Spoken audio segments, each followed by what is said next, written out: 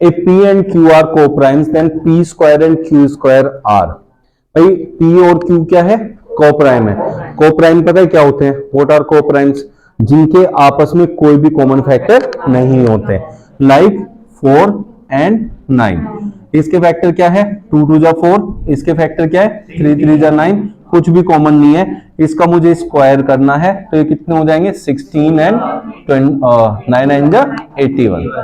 तो इसके फैक्टर्स में जो जो आएगा 2 2 जा 4 2 जा 8 2 जा 16 3 3 जा 9 3 जा 27 3 जा 81. तो इनमें भी कुछ भी कॉमन नहीं आएगा.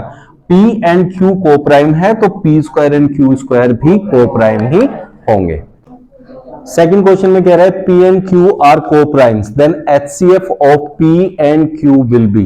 दो नंबर है, एक P है एक Q है, उनका हमें HCF निकालना है जबकि P एंड Q क्या है? कोप्राइम है. तो हमारे पास ऑप्शन है, पहला P है, सेकंड Q है, थर्ड PQ है और 1 है. तो क्या होगा? 1 होगा. बिकॉज जब P और Q कोप्राइम होते हैं उनका कोई भी कॉमन फैक्टर नहीं होता, और जब कॉमन फैक्टर नहीं होता तब हमारा HCF हमेशा 1 होता है. कैसे होता है? Like 24 and 22. यहां देखो ये क्या है? 2 2 जा 4 4 3 जा 12 2 जा 24 और ये कितना होगा? 11 2 जा 25 22. अब यहां देखो ये दोनों कॉमन है कि नहीं है?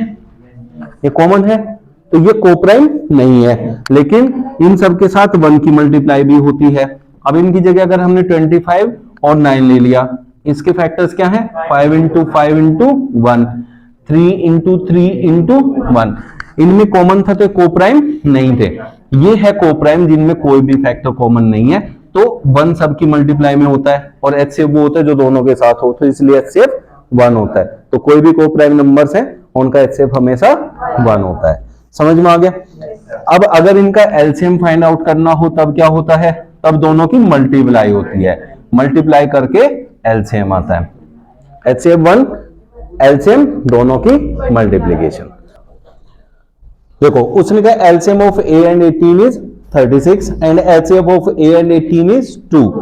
हमें एक फॉर्मूला पता है कि दो नंबर्स का HCF और LCM की मल्टीप्लीकेशन हमेशा उन दोनों की मल्टीप्लीकेशन के इक्वल होती है. तो first value A into second value 18 will be equal to LCM into HCF. HCF is 2. तो 18 2 जा 36, तो A इज इक्वल टू 4. तो आपका आंसर हो जाएगा 4. क्लियर हो गया? ऐसे करके हमें देखना है. क्वेश्चन में कह रहा है HCF of 2 numbers is 23 and their LCM is 1449. दो नंबर्स का HCF कितना है? 23 और उनका LCM है 1449. One of the number is 161.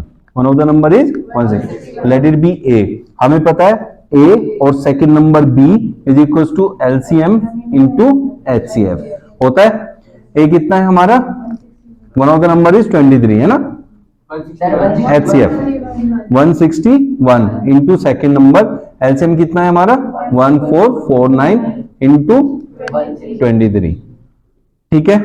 B equals to 1449 into 23 divided by 161. तो अब हम इसे देखें तो ये कितनी टाइम जाता है?